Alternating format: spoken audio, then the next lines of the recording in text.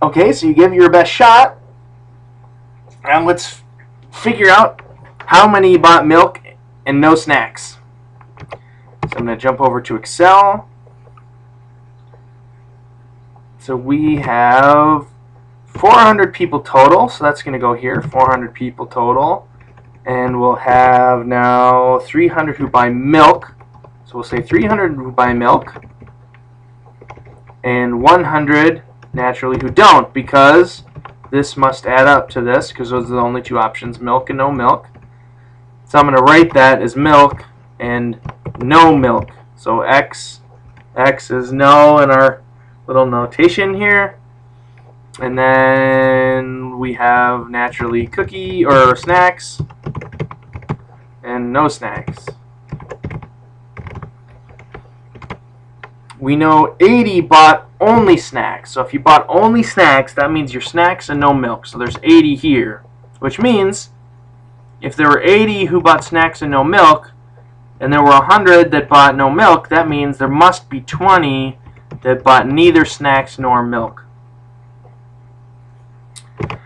We know that 240 buy snacks, so this number is 240, which means naturally that 160 must buy milk and snacks. We could figure that out as 240 minus 80, 160. So 160 buy milk and snacks, which means 300 minus 160, 140 buy milk and no snacks.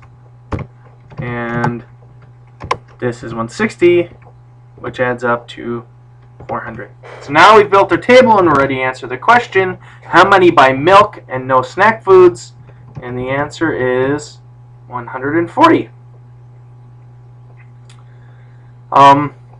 So now let's think about, given this table, the probability of buying both snacks and milk. So go back to our table. Now pause the video and see if you can figure out the probability of buying both snacks and milk. And when we come back, I'll show it to you. Okay? You've given it your best shot, so the probability of buying both snacks and milk, well, first we need to know how many of our sample did that. We have 160 people buying both snacks and milk. So it's 160 people. And of that 160, well, we've got 160 who bought snacks and milk. That's out of a total of 400, making the probability of buying snacks and milk 40%.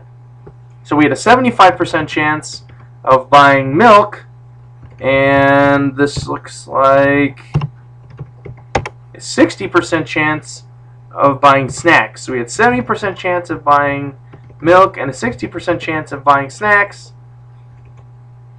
and a 40% chance of buying milk and snacks. Now notice that 60% times 75% is not 40%. So these two things are not independent, right? If it's a 75% chance of buying milk and a 60% chance of buying snacks, you would multiply the two together if they didn't influence each other. But clearly they do, because we didn't end up at 45%, we ended up at 40%. So now we can do the same thing for this. So we've got the same numbers here, but a different question. What is the chance of buying milk, assuming you bought snacks? So look at this at your table and try to figure out the probability of buying milk assuming you bought snacks. So I'll pause the movie and we'll pick up in a bit.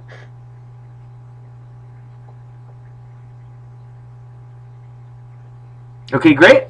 So we want to know the probability of buying milk assuming you bought snacks. Well, if you think about it, if we're assuming you bought snacks, that means if you buy milk, you bought milk and snacks. So there's 160 people that bought milk that fit with the assumption assuming snacks. Right? So we've got 160 people that bought milk within the assumption of assuming snacks. So we're going to put that 160 up on top. But now, again, remember, we're assuming that snacks were purchased. So we don't divide 160 by 400 because some of those people didn't buy snacks. Our universe, for the purpose of this probability, is 240 because that's the number of people who bought snacks. We need to look at only snack buyers. 160 of the 240 snack buyers bought milk. The answer to that is 66%. So now remember, though, that the probability of buying milk in general is 70%, 75%.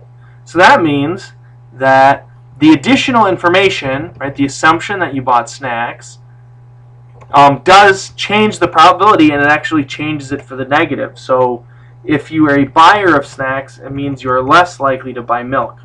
So that, remember, the original thought behind this process was that we would sell milk as a loss leader, and that would increase the sale of snacks. Now we haven't necessarily said one way or another whether that's true yet, but the fact that milk probability decreases when snacks is purchased is not looking good towards our idea of selling milk as a loss leader.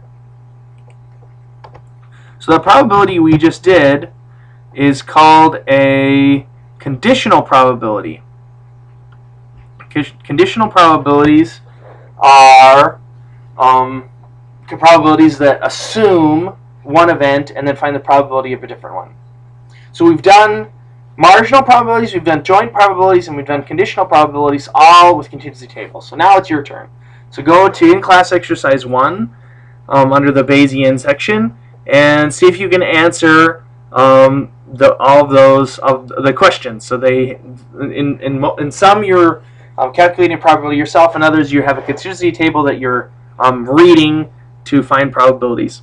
So pause the movie and give those exercises a try, and when we come back we will take a look at some solutions.